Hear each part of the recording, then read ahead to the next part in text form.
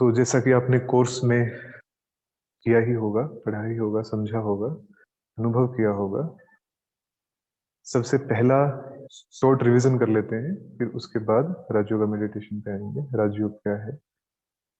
पहले मैं कौन हूँ ये क्लियर हुआ कि मैं शरीर नहीं हूँ, मैं आत्मा हूँ।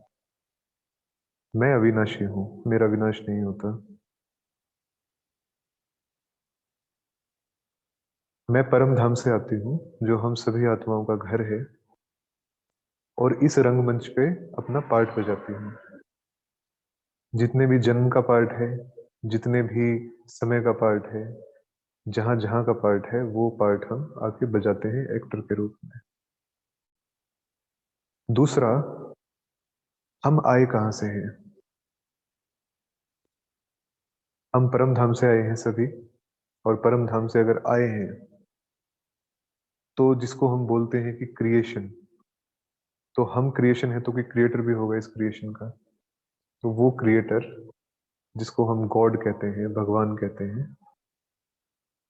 वो उस परम धाम का रहने वाला है जहाँ की हम आत्माएं भी रहने वाली हैं।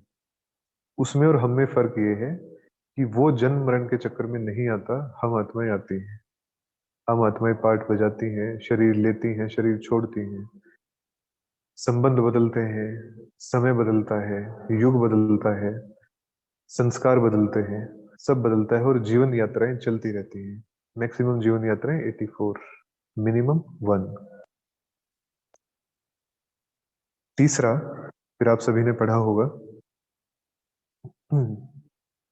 विश्व नाटक, सृष्टि चक्र, कि जहां पे हम हैं, यहाँ पे जैसे रात और दिन का साइकिल है, जैसे वीक का साइकिल है, मंडे है फिर संडे भी आएगा, फिर दोबारा मंडे आएगा। अभी दोपहर है, फिर शाम होगी, रात होगी, उसके बाद फिर सुबह आएगी, फिर दोपहर आएगी। तो टाइम इज साइक्लिक, वो टाइम साइकिल में चलता है, चक्र में चलता है, तो इसलिए इसको चक्र कहा गया है, समय का चक्र या सृष्टि का चक्र। इस सृष्टि चक्र में वर्तमान में आमतौर पे देखा जाए तो कलयुग है, लेकिन जिन्होंने परमात्मा को पहचान लिया है उनके लिए संगम है, कॉन्फ्लुएंस है, मिलन है, कलयुग का और आने वाले सतयुग का। तो इसमें आपने ये जाना होगा 4 युगों के बारे में। सतयुग की हम आत्माएं बहुत बात करते हैं, राम राज्य की बहुत बात करते हैं। तो उस राज्य में जाने की, उस राज्य को महसूस करने की, वैसा हो जाए इस धरती पे, ऐसी हम सभी की कहीं ना कहीं कुछ पल के लिए ही सही है, लेकिन चाहना हमेशा रहती है कि ऐसा राज्य हो जिसमें खुशियां हो, जिसमें प्रेम हो, जिसका आधार ही अपनत्व हो, जिसका आधार पवित्रता हो, इम्प्योरिटी ना हो, जिसमें जिसमें एक वन वर्ल्ड फैमिली की तरह सब रहे, एक परिवार की तरह सब रहे, विश्व बंधुत्व जिसमें प्रैक्टिकल में हर पल देखा जा सकता हो, महसूस किया जा सकता हो, ये भावना हम सभी के अंदर रहती है। तो वैसा युग सतयुग। उसके बाद 2 कलाएं कम हुई तो त्रेता युग, फिर 4 कलाएं और कम हुई तो द्वापर युग, और फिर कलयुग। और कलयुग से जब ट्रांसफर होना होता है दोबारा से सतयुग, क्योंकि टाइम साइक्लिक है, तो अगर अंधेरी रात है फिर ब्रह्म मुहूर्त भी होगा, अमृत अमृत काल भी आएगा, अमृत काल के बाद सुबह होगी। तो ये अमृत काल का समय है जिसमें कि अभी सुबह होने वाली है। सतयुग पुनः धरती पे आने वाला है। लाने वाले कौन है? हम हैं, आप हैं। इसीलिए ये नॉलेज, ये ईश्वरीय ज्ञान आप सभी तक पहुंचा है। इसीलिए ये चर्चा आज यहाँ पे हम सभी के बीच में उपस्थित होके स्वयं निराकार परमात्मा करा रहे हैं। इसके बाद चौथा, आपने 3 लोकों के बारे में सुना होगा, समझा होगा तीनों लोक को। तो आमतौर पे ये शब्द आता है, 2 जहान की खुशियां, 2 जहान की मिल्कियत, त्रिलोकी की बात आपने सुनी होगी। त्रिलोकी के मालिक हैं श्री विष्णु, त्रिलोकी को चलाने वाले हैं, उसके अधिपति हैं। तो वो त्रिलोक, 3 लोक, जिनको एनर्जी लेवल्स भी कह सकते हैं, एनर्जी के टर्म्स में सोचने वाले उसको आध्यात्मिक ऊर्जा स्तर कहते हैं, अलग अलग चेतना के स्तर। तो पहला तो ये हमारा धरती लोक ही है, साकार लोक, जिसमें धरती है, चांद सितारे हैं, ध्रुव तारा है, सभी ग्रह हैं, नवग्रह हैं, गैलेक्सीज हैं, आकाश गंगाएं हैं, जिनको आंखों से देखा जा सकता है, खुली आंखों से, अलग अलग साइंस के साधनों के द्वारा। इसके ऊपर है एक सटल वर्ल्ड, सूक्ष्म लोक, जिसमें कि ये हार्ड मास का शरीर नहीं जा सकता, उसमें सूक्ष्म शरीर के आधार पर आत्मा जाती है। वो सूक्ष्म लोक कुछ समय का होता है। उसके ऊपर है परम धाम, हमारा मूल वतन, निर्वाण धाम, जिसको पार ब्रह्म भी कहते हैं। तो वो परम धाम रेजिडेंस है हम आत्माओं का भी, और हमारे पिता परम आत्मा का, सुप्रीम सोल का और हम सोल्स का वो रेजिडेंस है। हम आत्माएं वहीं से आती हैं और वहीं पे ही जाती हैं। जैसे कहा जाता है ना कि हर चीज घूम फिर के अपने सोर्स पे ही वापस आती है, तो हम आत्माएं भी ये जर्नी पूरी करके 4 युगों की, 5,000 सालों की और 84 जन्मों की वापिस वहीं पे ही जाते हैं जहां से आए थे। उसी के पास जाते हैं जिसने भेजा था, जिसने हमें रचा है, जो हमारा रचयिता है, जो हमारा सदा काल का साथी है। उसी के पास वापस जाते हैं। वहां पे आत्माएं और परमात्मा साथ में बैठते हैं, साथ में रहते हैं। तो परमात्मा का निवास स्थान, तीसरा लोक परम धाम। फिर आपने कर्मों की गुह्य गति के बारे में, कर्म फिलोसफी के बारे में सीखा होगा कि इस धरती पे जो भी आत्मा है, जो भी जिसके साथ भी कुछ हो रहा है, वो निराधार नहीं है, वो पूर्व निर्धारित नहीं है कि ऐसे ऐसे होगा। एक तरीके से है, लेकिन उसको निर्धारित किया नहीं है किसी ने। वो जैसा जैसा जिस आत्मा ने जो जो भी कर्म किया, उस कर्म को करने के दौरान जैसे थॉट थे उसके, उस थॉट की एनर्जी, और वो एनर्जी का जो भी वाइब्रेशन है, वो वाइब्रेशन है इस पूरी धरती पे, इस पूरे आकाश में। आप अपने सामने देखेंगे तो आपको खुला दिखाई देगा, खाली दिखाई देगा, लेकिन वो खाली नहीं है। कुछ भी खाली नहीं है। हर चीज में वाइब्रेशन है। हमारे घर में भी वाइब्रेशन है, घर के बाहर भी वाइब्रेशन है। ये जो आकाश दिखता है खुला नीला आकाश, इसमें भी वाइब्रेशन है, जिसको वायुमंडल कहते हैं। और वायुमंडल बनता है वहां रहने वाली आत्माओं से। आपके घर का जो वाइब्रेशन है, आपके घर की जो आभा है और वायुमंडल है वहां का, वो आप पे डिपेंड है। आप क्या सोच रहे हैं? अगर आप प्रेम की महसूसता में है तो प्रेम का वायुमंडल होगा। अगर आप प्रेम से कुछ अलग इंफीरियर महसूसता में, तो वैसा वायुमंडल होगा। हम जैसे कई बार कहते हैं ना कि वहां पे गए तो बहुत अच्छे वाइब्स थे उसके। वाइब्स एक शब्द हर एक की जुबान पे आ जाता है घूम फिर के, कि वाइब्स वहां के बहुत अच्छे थे, इनसे मिले, इनके वाइब्स बहुत पॉजिटिव हैं, इनके वाइब्स थोड़े से नेगेटिव हैं, तो हम ये करते हैं। तो ये कर्म का सिद्धांत इन वाइब्स पे ही डिपेंड करता है। जैसा हमने सोचा उसका वाइब्रेशन फैला, वो वाइब्रेशन एक रिएक्शन जनरेट करके लाएगा अपने साथ, और उसी रिएक्शन को फिर हम कहेंगे, हमारे सामने जो हमारे थॉट का रिजल्ट आया है, उसी को ही फिर हम कहेंगे कि परिस्थिति आ गई, समस्या आ गई, जीवन में बहुत दुख है। तो कर्म का सिद्धांत हमें ये सिखाता है कि वो दुख का कारण कोई और नहीं है, उस दुख का कारण हम खुद हैं। हमसे ही कभी इस यात्रा में, या अभी इसी यात्रा में, कुछ ऐसी वाइब्रेशन गई है जो अपने साथ एक नेगेटिव रिएक्शन जनरेट करके लाई है, जो हमारे सामने है। इसके बाद आपने आत्मा के 7 गुणों के बारे में समझा होगा। आत्मा का सबसे पहला गुण ज्ञान है। अज्ञानता, जब आत्मा खुद को भूल जाती है तब अज्ञानता आती है। तो आत्मा का मूल स्वभाव, उसका निजी गुण, वो ज्ञान है, वो पवित्रता है, वो शांति है, वो सुख है, प्रेम है, आनंद है और शक्ति है। राजयोग का मेडिटेशन स्टेप्स में चलता है। उसमें ऐसा दूसरी चीज, पहली चीज ये कि स्टेप्स में चलता है, दूसरी चीज ये कि इसका, जैसे इसमें योग शब्द है, तो इसका फिजिकल से कोई लेना देना नहीं है, कि इसमें शरीर की मुद्राएं नहीं होती है। ये तो मन और बुद्धि को साधने का योग है। योग माना मिलन। तो किसका किससे मिलन? आत्मा का परमात्मा से मिलन। मन और बुद्धि को साध के, मन जो हमारी संकल्प शक्ति है, बुद्धि जो हमारी विजुअलाइजेशन पावर है, दर्शन शक्ति है, जिससे हम दर्शन करते हैं। चलिए अभी एक ड्रिल करते हैं इसी पे ही 2 मिनट की। मन को एकाग्र करके, और जैसे उस अंधेरे कमरे से वो दिया निकला था, ऐसे ही एक बार फिर से आंखों के पीछे से, दोनों कानों के बीच से वही दिया अपने मस्तक में जगमगाता हुआ महसूस करें।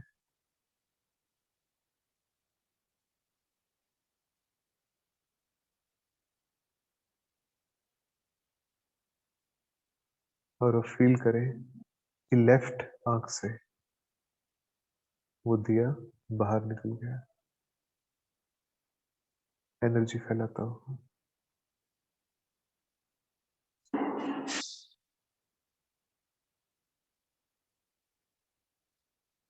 अब उस दिए को देखते हुए महसूस करें कि ये दिया मैं आत्मा हूं, जो इस शरीर को चला रही थी, जिसकी एनर्जी से ये सारे ऑर्गन्स एक साथ काम करके इस शरीर को चला रहे थे।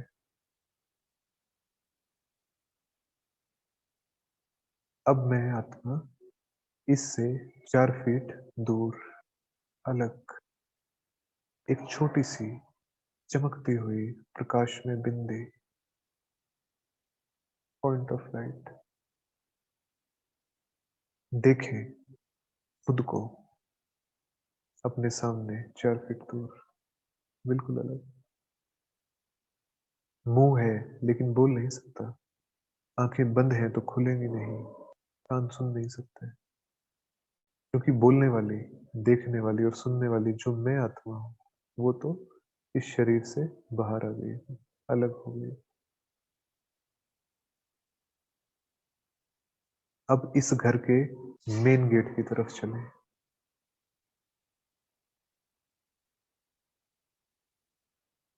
मेन गेट से बाहर निकल के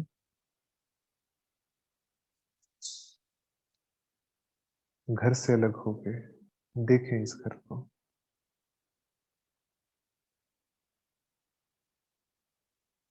और इस घर के अंदर उस शरीर को देखें जिसको हम समझते थे कि ये मैं हूं, उसको देखें। छूट गया वो दूर, रह गया पीछे।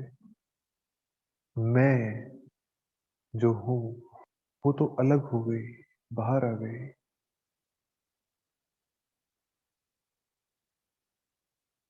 ये मेरी परमानेंट आइडेंटिटी है।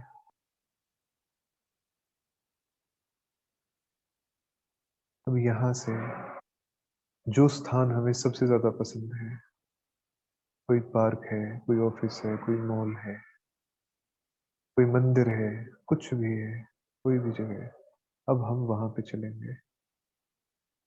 चलिए वहां पे और आ जाइए उसके सामने, इसी पॉइंट ऑफ लाइट के साथ, इसी पे फोकस करते हुए।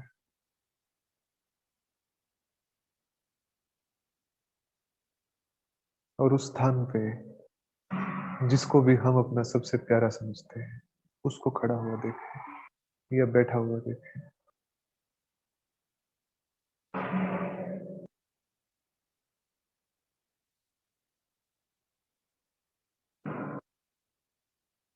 और महसूस करें कि इसकी भी आंखों के पीछे, दोनों कानों के बीच में,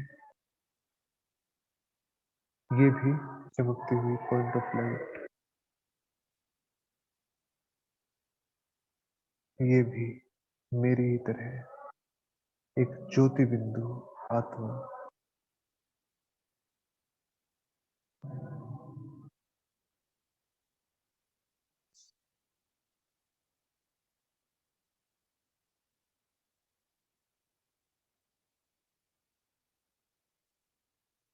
अब मुझ आत्मा से ऑरेंज रंग की लेजर, एक लेजर लाइट ऑरेंज रंग की इस आत्मा में गई, जो ये सामने बैठी है, आंखों के पीछे है, दोनों कानों के बीच में है, इस आत्मा में उसको टच करता हुआ महसूस करें। ये ऑरेंज रेज हमारी पवित्रता की किरणें हैं, जो इस आत्मा को हम गिफ्ट दे रहे हैं, एक्सचेंज कर रहे हैं इससे अपनी प्योरिटी।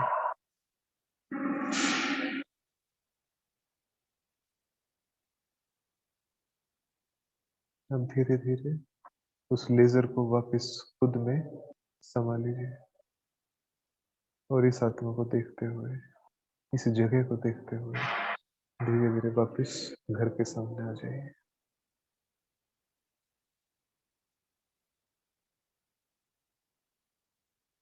मेन गेट से घर के अंदर,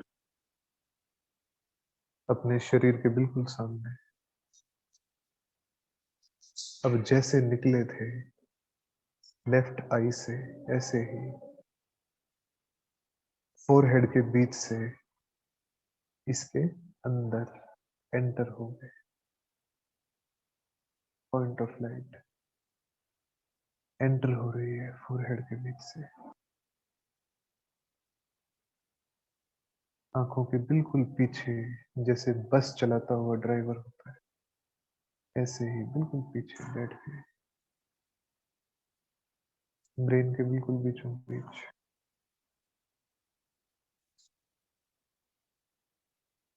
सर्कल्स के रूप में वाइब्रेशंस फील करें, निकल रहे हैं। ओम शांति। तो जैसे जो ये ड्रिल अभी हमने की, इसमें थॉट था, संकल्प था कि मैं आत्मा इससे अलग, और विजुअलाइजेशन था, दर्शन था, हम हैं यहीं पे, जहाँ पे आप बैठे हैं आप थे यहीं पे, लेकिन बुद्धि के द्वारा, अपनी दर्शन करने की शक्ति के द्वारा आपने उस आत्मा को भी बुला लिया और उस स्थान पे भी चले गए। तो सबसे पहला स्टेप राजयोगा मेडिटेशन का यही होता है कि मैं आत्मा शरीर से अलग, बॉडी अलग, मैं आत्मा अलग। ये रियलाइजेशन पहले बैठ के, फिर काम करते हुए, फिर कांस्टेंट होता जाए। तो पहला स्टेप, मैं आत्मा शरीर से अलग।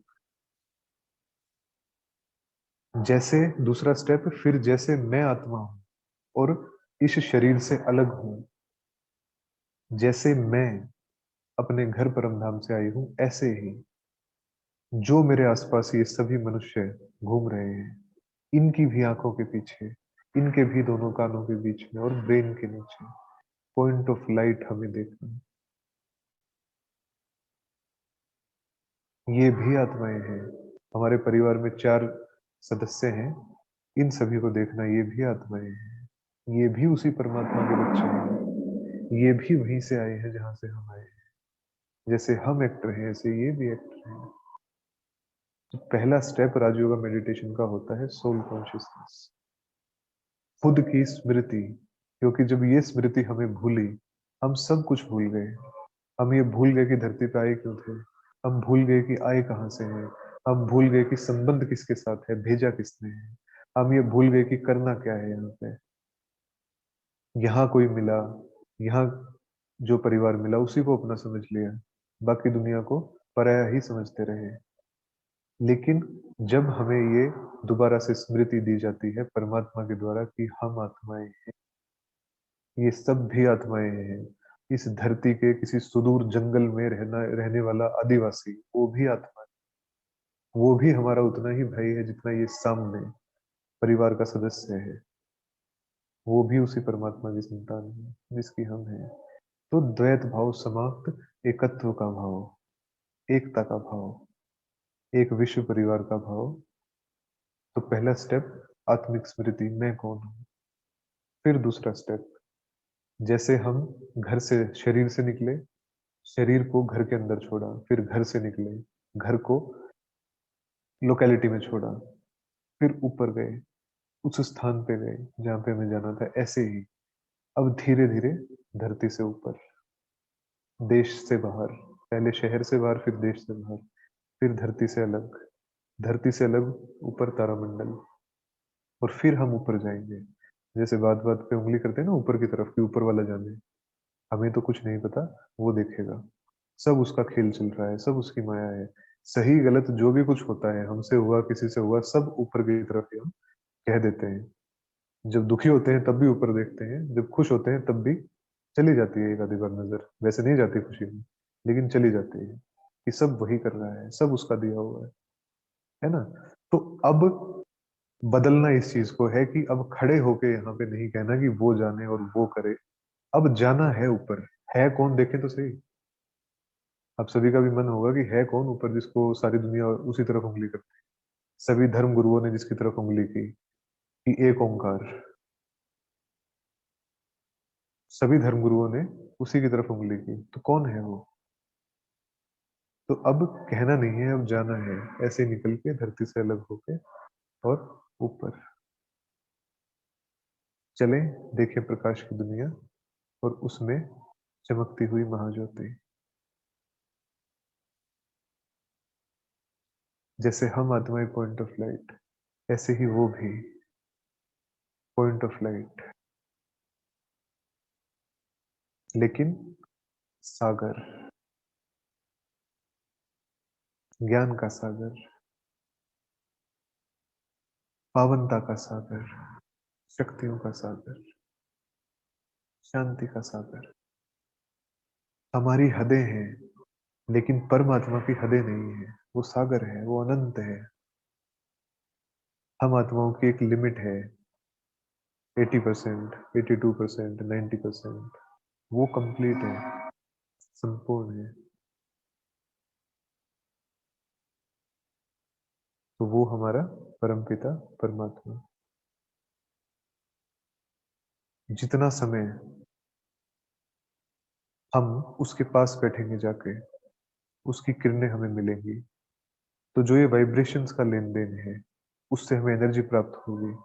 और जब जाके उससे मिलेंगे, उसका दर्शन करेंगे, जैसे नीचे बैठी हुई उस आत्मा का दर्शन किया ना उस स्थान पे जो आपको पसंद है, ऐसे ही जब ऊपर जाके उसके सामने बैठ के जो सचमुच हमारा है, और फिर उससे बात करेंगे, फिर उसको देखेंगे जैसे इस नीचे देखा था, जो हमें सबसे प्यारा था उसको देखा था, ऐसे ही जब इसको देखेंगे, तो ये जो मिलन है आत्मा का और परमात्मा का, जो परमात्मा से एनर्जी मिलने लगेगी, आत्मा को चार्जिंग होने लगेगी, आत्मा शांत होने लगेगी, आत्मा शक्तिशाली होने लगेगी, आत्मा खुद को रियलाइज करने लगेगी कि मैं शरीर से अलग हूँ।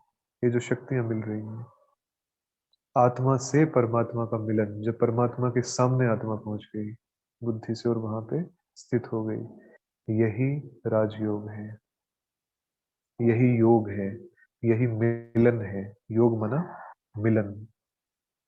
जब दो कोई जुड़े, मिले, तो क्या कहते हैं, संजोग था, इन दोनों के मिलने का संजोग था।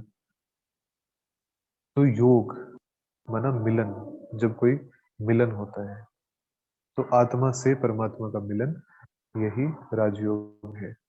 और इसको परमात्म महावाक्यों के आधार पे यात्रा कहा गया है कि योग की याद की यात्रा।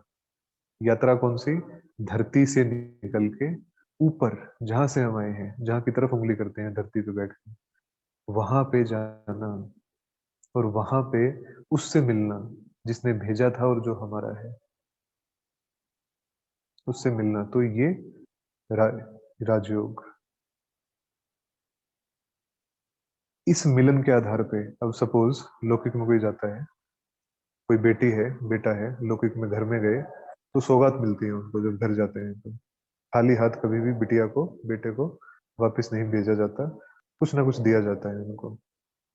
तो सोचिए, जब हम आत्माएं इतने साल के भूले भटके उस परमात्मा के सामने जाके बैठेंगे, जो हमारा है, जो हमें कभी भूला ही नहीं, हम भूल गए उसको, वो हमें कभी नहीं भूला, उसके सामने जाके बैठेंगे, तो क्या क्या नहीं वो सौगात में दे देगा हमें। अपनी सारी शक्तियां देगा, अपनी सारी शांति देगा, सारा सुख देगा, सब कुछ जो उसका है वो सब विल कर देगा, बच्चे ये आपका है, सब आपका है।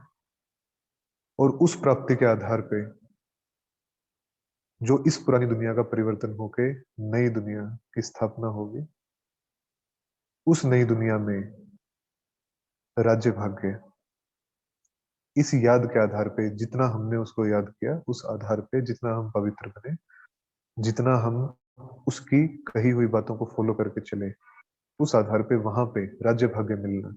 तो इस मिलन के आधार पे जो सौगात स्वरूप राज्य भाग्य मिलेगा सत्य के युग में, जहाँ कोई छीनने वाला नहीं है उसको, जो अचल और अखंड राज्य है वो मिलेगा।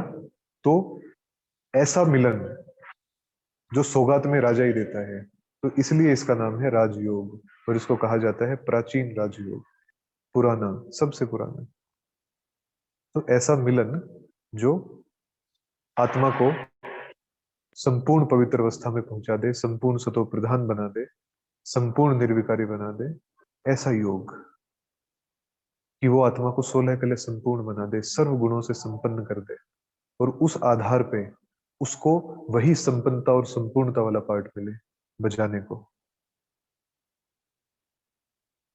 वो राजयोग, वो परमात्मा से मिलने से वो मिलता है। वो होगी भविष्य की बात, लेकिन वर्तमान में भी वो तो जब मिलेगा सो मिलेगा। वर्तमान में जब उससे मिलते हैं तो जिस अलौकिक आनंद की, जिस पारलौकिक खुशी की महसूसता होती है, तो वो उसका प्रत्यक्ष फल है। वर्तमान में ही जो पल पल महसूस किया जा सकता है, महसूस कर रही हैं अनेकों आत्माएं, आप भी करेंगे।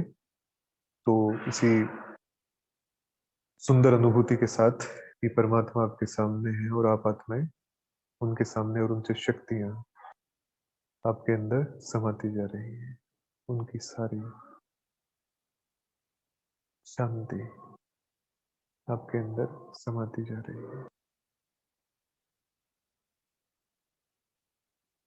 यही मिलन, यही योग आत्मा से परमात्मा का, इसी महसूसता में हम वाणी को विराम देंगे। आप सभी में से किसी की कोई प्रश्न है, कोई बातें हैं तो आप कह सकते हैं। ओम शांति। प्रामाणिक रहती हूँ, सबको देती हूँ, फिर भी मेरे को जी तकलीफ होती है, विश्वासघात होता है, ऐसा क्यों होता है? मेरे साथ संघर्ष ही होता है। दीदी जी, हमारी इस यात्रा से पहले भी काफी यात्राएं रही हैं, मतलब इस लाइफ से पहले भी काफी लाइफ रही है हमारी, चाहे वो 10 हो, 20 हो, 50 हो, जितने भी हो। उनमें हमेशा जैसा हमारा स्वभाव अब है, जैसा हमारा नेचर अब है, जरूरी नहीं है कि ऐसा ही रहा हो। तो वो जब नेचर नहीं रहा होगा हमारा, किसी ऐसे वाइब्रेशन में हमने कुछ आत्माओं के साथ, कुछ सोल्स के साथ, कुछ साथी एक्टर्स के साथ ऐसा कुछ किया होगा या हो जाता है, जो कि फिर हमारे सामने आता है यहाँ पे। तो आप ऐसा बिल्कुल ना समझें कि आपके साथ गलत होता है। आप ये समझें कि जिस एनर्जी के कारण, जिस एनर्जी जो हमसे निकली और जो ये रिएक्शन लेके आ रही है, हम थोड़ा सा समझें इस चीज को। ये एनर्जी को समझना काफी जरूरी है। जो एनर्जी हमसे निकलती है, अगर वो प्रेम की है, खुशी की है, सुख की है, कैसी भी है, निकलती है, वही 10 टाइम्स मल्टीप्लाई होके वापस हमारे पास आती है। उसके अलावा कुछ भी नहीं आता। तो हम समझें इस चीज को कि जो हमसे, जो हम देते हैं दूसरों को या किसी एक आत्मा को या पूरी दुनिया को, हर एक आत्मा को, वही मल्टीप्लाई होके हमें मिलता है, उसी का ही प्रभाव हमारे जीवन में देखने को आता है। तो आप बहुत गहराई में जाके और आत्मस्मृति में बैठ के, सोल कॉन्शियस होके, और ये विचार कीजिए कि कहाँ है वो एनर्जी जिसके वजह से, जिसके कारण ये चीजें, कौन से ऐसे वो विचार थे जिनके कारण ये चीजें मेरे सामने आ रही हैं। तो आप पाएंगे कि आप आइडेंटिफाई कर पाएंगे उस चीज को। तो इसके लिए फीलिंग्स का प्योरिफिकेशन बहुत जरूरी है। हम हर आत्मा के लिए बहुत गुड विशेस रखें, चाहे अपने परिवार की हैं, चाहे कोई भी है, अच्छी अच्छी भावनाएं रखें उनके लिए। ठीक है दीदी? तो ये सब, इसका रीजन हम खुद ही हैं। अगर हम अपनी भावनाओं को बदल लेंगे, अपनी फीलिंग्स को बदल लेंगे, ये सारे इफेक्ट खत्म हो जाएंगे अपने आप। थैंक यू भाई जी, बहुत सुंदर आपने आंसर किया। अभी सुमन नैन करके दीदी हैं, इनका क्वेश्चन ले लेते हैं। सुमन जी दीदी प्लीज आप अनम्यूट unmute कर सकते अनम्यूट अनम्यूट कर ओम लीजिए। शांति भाई जी। ओम शांति दीदी जी।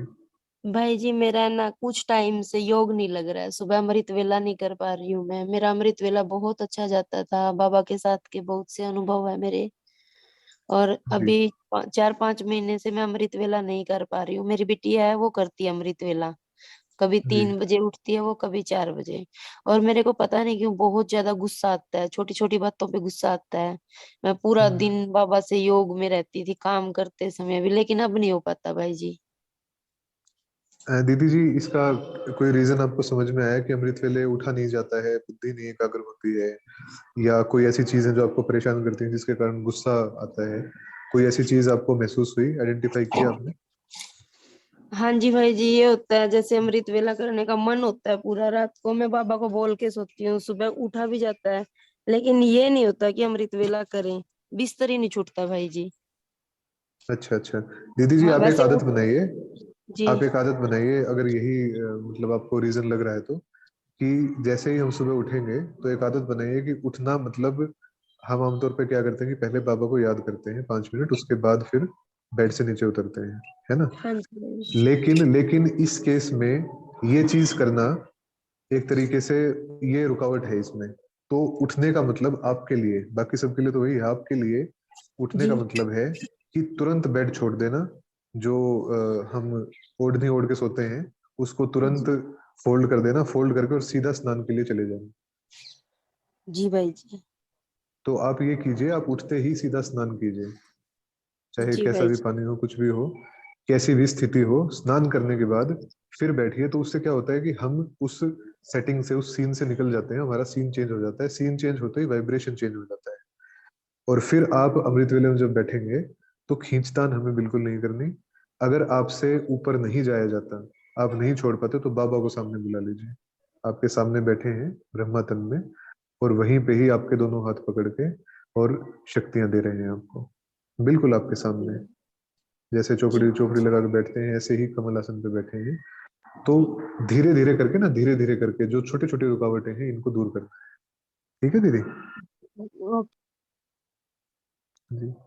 इसमें एक और हम हल्का सा ऐड करेंगे कि हम थोड़ा ये भी सोच सकते हैं कि हम लगभग 70 साल पीछे चले गए और ब्रह्मा बाबा मेरे सामने आके बैठ गए। कई बार हम ऐसे विजन्स भी बना सकते हैं और बाबा से सिर्फ रू रेहन करनी है, बातचीत करनी है, दिल की गहरी बात करनी है। बाबा तुम ही बताओ क्या चल रहा है, क्यों हो रहा है। इसको पेन डाउन भी कर सकते हैं सुबह सुबह। तो काफी सारे भाई बहनों के अनुभव है कि धीरे धीरे चीजें आने लग जाती हैं और बहुत छोटी छोटी बातें करनी है बाबा से, जैसे एक छोटा बच्चा करता है। चीजें इजी हो जाएंगी नहाने के बाद स्नान करके, अगर हम ऐसा करना शुरू करें तो। बहुत अच्छे भाई जी, काफी सुंदर बताया आपने। अभी सहनारा बहन दोबारा आए, एक बार इनको और ले लेते हैं इनका क्वेश्चन। सहनारा जी प्लीज हाँ बताएं। ओम शांति। ओम ओम शांति शांति। दीदी जी। जी ओम दीदी। शांति भाई जी। सेम जो पहले जो बहन ने पूछा, मेरा भी अमृत वेला मतलब मुझे समझ में नहीं आता। मेरे को कोई एम नहीं है, मतलब मैं उठ के करूं क्या? जैसे 4 से 4:45 तक, 4 से 4:45 तक अगर बैठना है, 45 मिनट में क्या करूं? और इसीलिए मुझे उठते ही मैं बेड छोड़ छोड़ के उठ जाती हूँ, सोफे में आके फिर मुझे झपकी आने लगती है और मुझे समझ में नहीं आता। मैं 5 मिनट बाबा से बातें करके मुझे लगता है हो गया, लेकिन मेरी बहुत इच्छा है कि मैं तीव्र पुरुषार्थ करूं और आगे जाऊं। तो बहुत इच्छा है, और बहुत मैं दिल शिकस्त भी हो जाती हूँ कि सभी मेरे साथी आगे जा रहे हैं मेरे से, मेरे बाद आए हैं वो आगे जा रहे हैं और मैं नहीं जा पा रही। और जी। बहुत दिल शिकस्त हो जाती हूँ। यही मेरा है कि मैं कैसे कोई बाबा बात से, नहीं। बाबा को हम्म, और प्यार करूं और उनसे 45 मिनट क्या मतलब 2 घंटे बैठ के बातें करूं, मुझे लगता है। लेकिन समझ में नहीं आता कि क्या क्या करूं, योग में करूं क्या? और ऊपर जाना भी दीदी थोड़ा जी मुश्किल लगता है मुझे, मतलब थोड़ा कोई बात ड्राउजी नहीं। स्टेट में रहती हूँ, मुझे लगता है ऊपर ये है। भाई जी हाँ थोड़ा एक्सप्लेन करेंगे तो अच्छा हाँ हो। जी, हाँ जी, कोई बात नहीं दीदी। आप 45 मिनट नहीं, आप 6-6 घंटा, 7-7 घंटे भी बैठेंगे। बस बस बस करना इतना ही है, करना इतना ही है कि जैसे अगर हमारे पिता हमारे घर पे आए हुए हों, लौकिक पिता, और हमारे मन में ढेर सारी बातें हों, तो हम क्या करते हैं, उनके पास बैठ के बातें करते हैं उनसे कि देखिए ये हुआ, इतना जब आप नहीं थे तो ऐसा ऐसा हुआ, जब आप नहीं थे तो ऐसा ऐसा हुआ, उनसे बातें करते हैं ना हम बैठ के दिल की। तो आप सबसे पहले इस स्मृति को सहज कीजिए कि आपको उठ के योग करना है। योग नहीं करना, आपको उठ के बातचीत करनी है। वो आप मुख से बोल के भी कर सकते हैं और आपको ऊपर भी नहीं जाना। आप डायरी लीजिए, जैसे भाई भाई भाई जी ने बताया, दिनेश भाई जी ने, डायरी लीजिए, पेन लीजिए, बैठ जाइए। जब तक बोलने का मन है सामने बाबा को बुला लीजिए, साकार रूप में, जिस भी रूप में आपको अच्छा लगता है। और ये देखिए कि मेरा बहुत अजीज, एक बहुत क्लोज, बहुत नजदीकी एक कोई फिगर मेरे सामने है, पिता के रूप में, भाई के रूप में, जिस भी रूप में आपको अच्छा लगे, साथी के रूप में, युगल के रूप में, हमारे सामने है। इनसे दिल की बातें करनी है, जो भी मन में है वो इनको बताना है, कुछ भी छोड़ना नहीं है, आगे का पीछे का कुछ भी नहीं छोड़ना। लिख भी सकते हैं आप, और मुख से भी अगर आपको सहज लगता है, आप कर पाते हैं, महसूसता आती है आपको, तो मुख से बोल के भी कर सकते हैं और उनको बोलता हुआ सुन भी सकते हैं। तो आप इस चीज को ऐसे समझिए कि हमारे घर में कोई गेस्ट आता है, या कोई डॉक्टर आता है, या कोई ऐसी फिगर आती है जिसके पास हमारी सारी समस्याओं का समाधान है। तो हम एक्साइटेड होते हैं ना कि जब वो आएंगे तो ये इशू सोल्व होगा, जब आज वो आएंगे तो ये इशू सोल्व होगा। तो आप उस तरीके से लीजिए। योग छोड़ दीजिए आप, योग योग की स्मृति छोड़ दीजिए कि योग करना है, योग नहीं करना। आपको साथ में टाइम स्पेंड करना है बस। बाबा आएगा, चार सुबह 4 बजे आपसे मिलने के लिए, ब्रह्मा के तन में आए, जैसे भी आए, जैसे आपको अच्छा लगे, वो आएगा। आपको उनके साथ टाइम हाँ। स्पेंड करना है बस, टाइम स्पेंड करना है आपको उनके साथ, योग नहीं करना। वो आएंगे, आप देखिए उनको, और उनको महसूस कीजिए कि वो आपको देख रहे हैं, देखते रहिए। उसी में ही जो बातें हैं वो कह दीजिए उनसे। तो समय बिताना है, टाइम स्पेंड करना है बाबा के साथ। इसमें और भी इसमें काफी, भी हाँ जी, इसमें भी एक छोटा सा, एक मधुबन के काफी सीनियर भाई जी हैं, उनके शुरुआत के दिनों का एग्जांपल हम शेयर करेंगे। वो भाई जी का बड़ा होता था कि मैं भी बाबा के साथ 2-2 4-4 घंटे बैठूं, लेकिन उनको बहुत नींद आती थी। तो वो क्या करते थे, चाय बना के लेके जाते थे, बाबा रूम के बाहर बैठते थे और बाबा को बोलते थे, बाबा और तेरे को नींद नहीं आती क्या, सुबह सुबह बच्चों को जगा लेता है और पता नहीं क्या करता रहता है, तेरे लिए चाय लेके आऊं? तो बाबा से ऐसे दिल की सी चिट चैट करनी है जैसे कोई पुराना दोस्त आ गया हो, कोई मिलने वाला हो जिससे हमें बहुत सारी चीजें बतानी है। तो भाई जी बहुत अच्छा, काफी अच्छे आंसर्स दिए। हम 5 मिनट चाहेंगे कि आप थोड़ा सा कमेंट्री योग कराएं भाई बहनों को, फिर हम सेशन को पूरा करेंगे। जी। ओम भाई जी शांति। प्लीज। हम्म, हम्म। अभी हम जहां जहां भी हैं, जिस जिस भी स्थान पे हैं, वहीं पे ही अपने सामने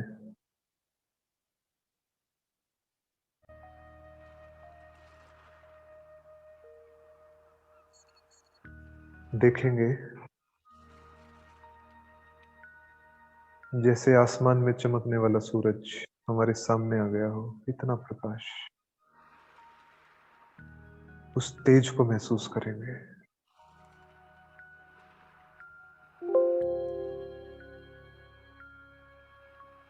और इस चमकते हुए सूरज के बीच में एक सफेद बिंदी को चमकता हुआ महसूस करेंगे।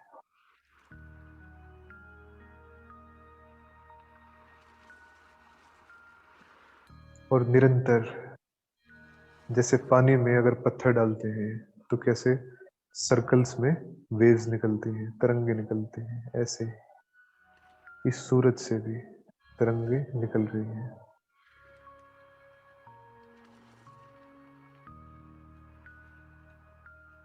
बिल्कुल सामने,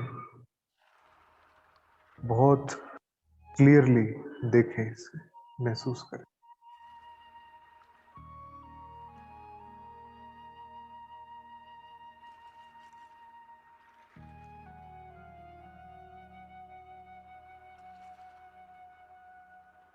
ये ज्ञान सूर्य है, स्वयं निराकार परमात्मा, सुप्रीम सोल। ये जगत जिनकी शक्तियों से चलायमान है, ये वो है।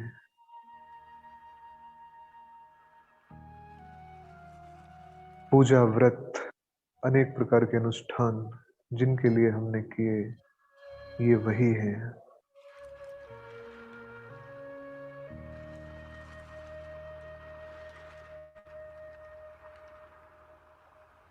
दुखी होने पर बार बार जिनको पुकारते थे, ये वही है।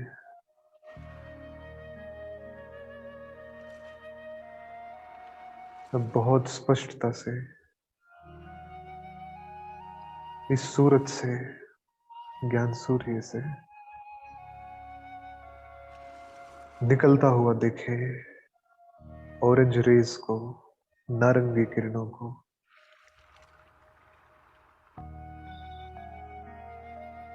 और अपने मस्तक में समाता हुआ महसूस करें।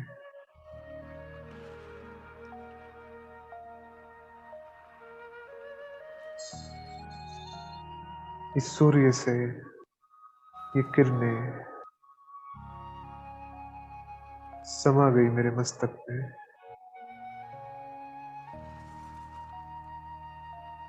और इन आंखों के पीछे जो वो ज्योति बिंदु मैं आत्मा बैठी हूं,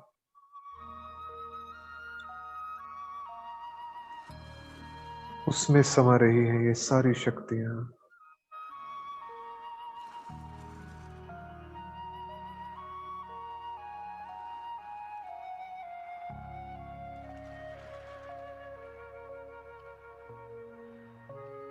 और कुछ नहीं, हम और परमात्मा, बाकी सब दूर, कुछ भी नहीं, केवल ये और हम। सब भूल गया।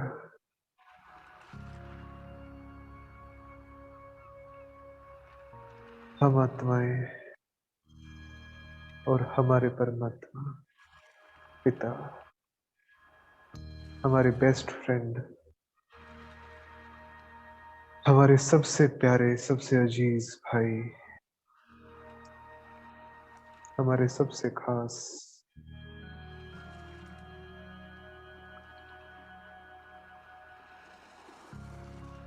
हमारे सामने है।